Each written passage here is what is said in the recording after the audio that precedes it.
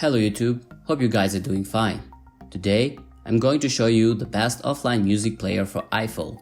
Since it's hard to find an application for iOS that stores your music offline without jailbreak, this is the best choice so far. Okay, so first what we're going to do is go to App Store and search for Audio Mac. This is the application that we are going to download.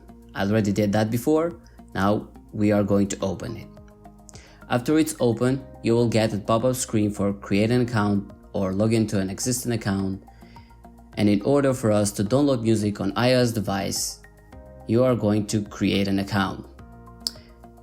Since I've done that, now you are good to go. We just go search or browse the music you want to download.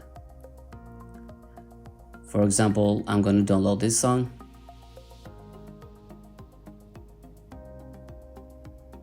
As you can see, that yellow button says that it's downloaded. And in order to access the music you downloaded, you're going to click My Library, Offline, and there you have it. For copyright issues, I cannot show you the song, but what I'm going to do is I'm going to put my phone into airplane mode. And now as you can see here, it says you are not connected. We're going to go to offline music and you just play the music.